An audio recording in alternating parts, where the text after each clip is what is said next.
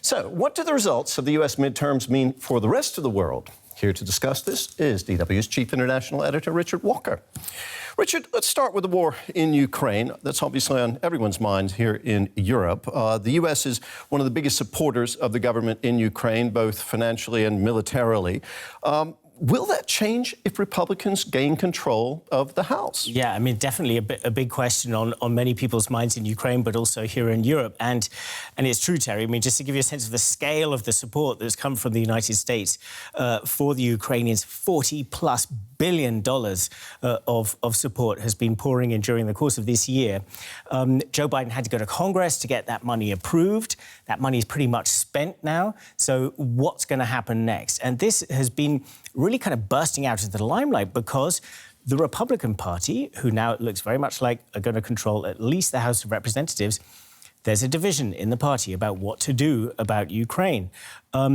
You know, the Republicans traditionally, especially since Reagan, you know, the party of kind of defense hawks, a party that you would expect to want to stand up to Russia.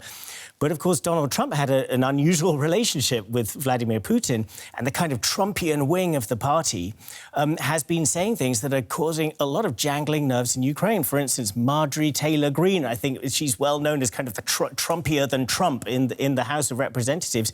She said just recently, if the Republicans take over, there'll be not another penny for Ukraine. J.D. Vance, who's coming into the Senate in Ohio, he said he doesn't really care what happens in Ukraine. So this has caused a lot of concern. Now, Kevin McCarthy, he's going to be the guy who's probably going to be the Speaker of the House now in the new system. He also said that there will be no blank check for Ukraine going forward. Now, he's since been trying to sort of tone that down a little bit, but I think at the very least, Republican politics is going to become a factor in this equation for the United States, for the US administration, in thinking about how to continue funding of the Ukrainians. That these divisions in the Republican Party and how they play out, how it plays out with Donald Trump, coming up to the primaries, next year, if he's going to throw in his hat into the ring to try to become president, that's going to become a factor that will, at the very least, complicate matters. Now, all of these statements that you just referenced there about politicians, particularly in the Republican Party, they're being listened to very carefully in Moscow, right? And so let's get an idea of what the Kremlin is making of this. I've just got a statement here coming from the Kremlin today. Kremlin spokesman Dmitry Peskov saying, these elections cannot change anything essential. Relations still are and will remain bad. So, Richard, no change anticipated in Russian-American relations? I mean, to an extent, he's right, and it's an understatement. Relations between the US and Russia, of course, are extremely bad at the moment. Of course, yeah, I mean, if you kind of go through, like, the people we were just talking about, of course, it would be pretty nice for Russia if, people like Marjorie Taylor Greene, people like J.D. Vance, so these people who've said things which could be interpreted as rather unsympathetic to Ukraine, potentially sympathetic to the Russian side in this conflict, that would, of course, play to Russia's favour.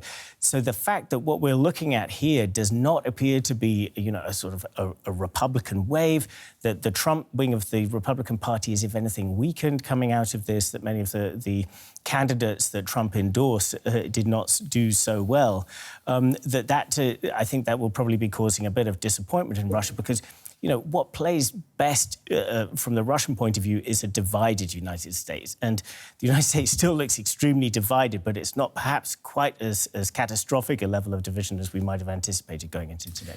OK, so the Russians are watching this. The Chinese as well, of course. That's America's other big foreign policy headache, as it were.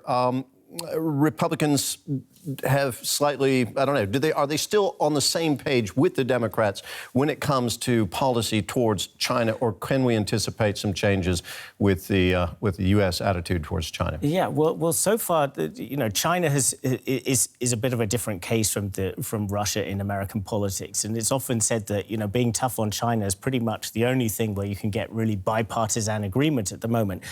that both parties have pretty much settled on a policy that's very antagonistic towards China. This partly dates back to Donald Trump, who, of course, sort of opened this trade war against China. He really kind of like took on the Chinese very aggressively after initially trying to reach out to Xi Jinping, the Chinese president.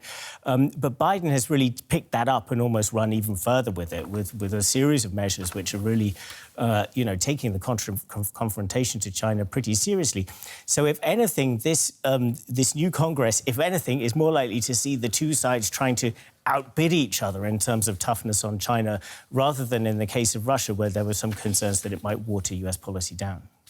Richard, thank you so much. Our Chief International Editor, Richard Walker.